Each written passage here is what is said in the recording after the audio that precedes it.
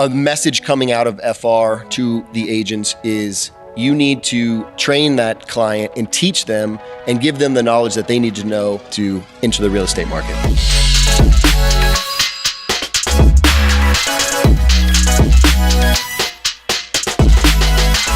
Welcome to this month's edition of Keller Williams Real Estate Market Update. My name is Gabby Brennesholz, KW Maps coach and your co-host. Today I'm joined by Nick Waltman, Keller Williams Chief Accounting Officer. Thanks so much for having me, Gabby. Thank you very much for being here today, Nick. Unfortunately, our regular co-host Ruben has fallen ill, and you may have noticed he wasn't at the vision speech today either. I did.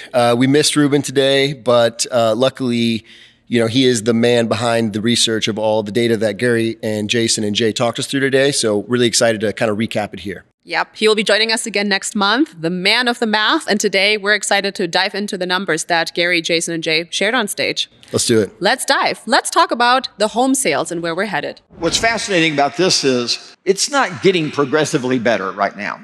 And what's interesting is that people keep expecting it to get progressively better. But here's the thing. If you go back and you look at history, you'll know, and that's why we give you this trend line, is for you to understand that when you get into a trough like this, it typically takes 3 to 4 years to get out of it. So if you're hoping we were kind of going to come on stage today and go, it's over, it's all back, the easy deals are back, that's not true. And my guess is we have at least 2 more years, this year and next year. That's just a guess. If it's sooner, woohoo, not sure that it will be. This is not just any low.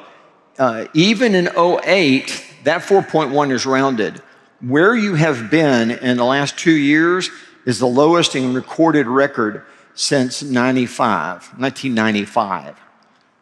Dudes, that's 30 years. We talk about this all the time, and that is there is a bottom and it's not zero. For the modern era, you're there. The good news is that, real estate comes in cycles, and this trend of moving upward means that those who maintain that eye of the tiger attitude and really focus on finding the motivated are going to find them. Absolutely. I think those that stick with the models and systems are the ones out there doing business. Yeah. Right? And one of the great things about real estate is that it's an appreciating asset over time. And what we saw when Gary, Jason, and Jay shared the 4% appreciation trend line. So there's this thing called the 4% trend line. It's not science. We didn't make it up. We didn't. It is the expected appreciation rate of real estate over time. The very fact that things go up on a regular basis means that all the pieces that go into a house are going to cost more money, which means it's going to be more expensive. That's projected to be about 4%. So where are we today? Well, we're 9.9% above the trend line. That's not that bad, by the way. Think of it this way. If you had no appreciation for 2.5 years, you'd be at the trend line. That rarely ever happens. In fact, when you look at it, it never happens, except it went backwards in the Great Recession. Okay, so that's probably not going to happen.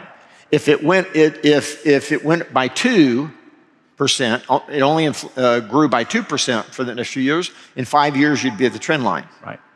Yes. And that matters to us because that means homes are trending towards affordability, right? I mean, between the mortgage rates and just the actual price of it, we're getting to a place where people can afford to buy them.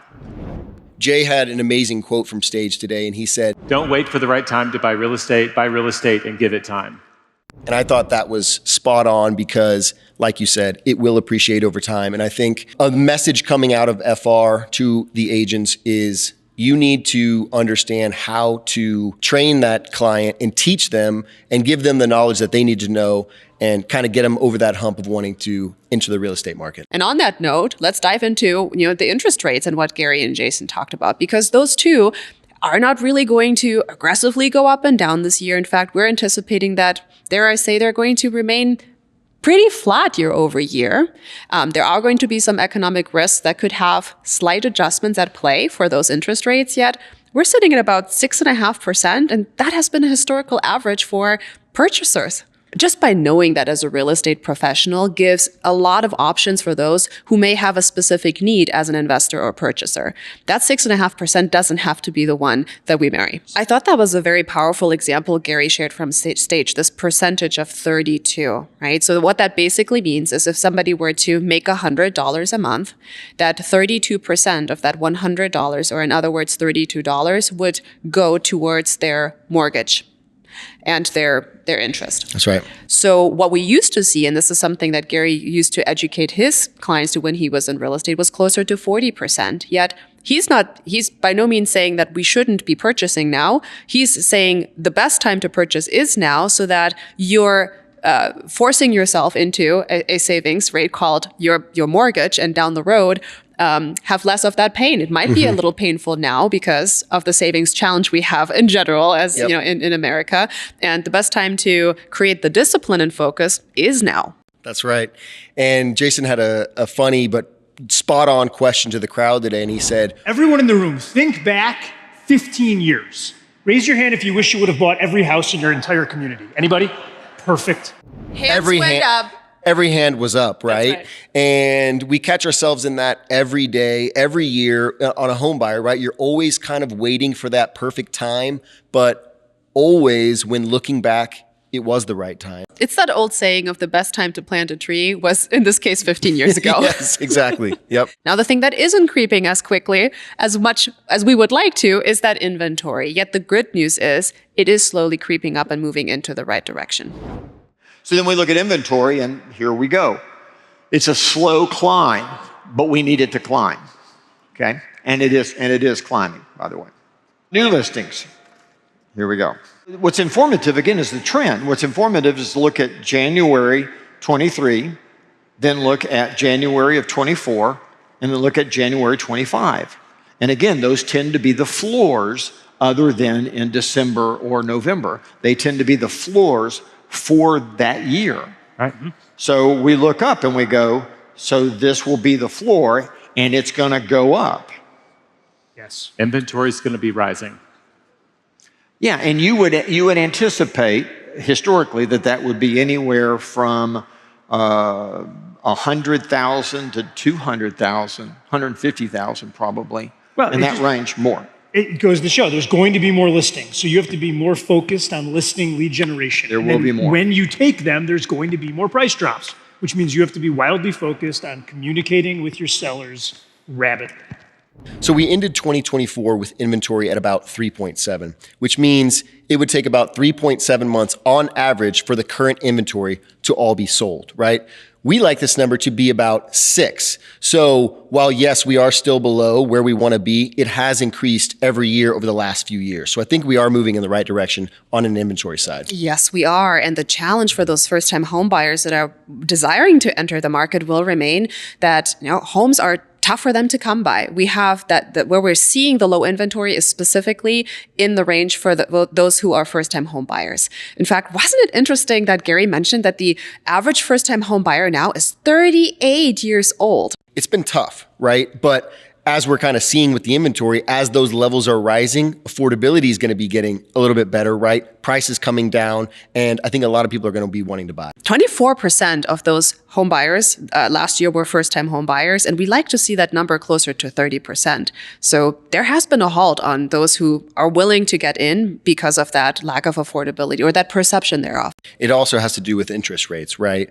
It's not just the home price, but the interest rate driving what your mortgage payment will be each month. It makes things tough, right? So people have been a little bit on the sidelines, but we think people are getting back on the field. Gary's not bothered by the current environment that we're in, right? There's going to be different economic factors that push and pull the real estate economy over the next few years, but ultimately he thinks that it will result in a net increase in transactions. So what do we need to do?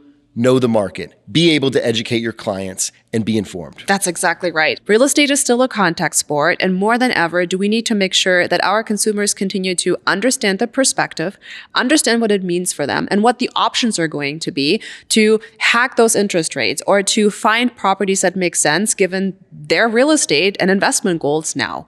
2025 is going to be a great year for those who are willing to put in the work. So take one of those slides, practice Practice until you can't get it wrong, and then get out there, find a client that is willing to work with you to find a great appreciating asset in 2025. Right. Be that first agent that the client meets, right? That first agent indeed. Thank you for being our special guest today, Nick. And thank you for making math cool. Thank you for joining us today. Don't forget to click like and subscribe to our channel. I'm Gabby Brennisholtz, your co-host. We'll see you next month.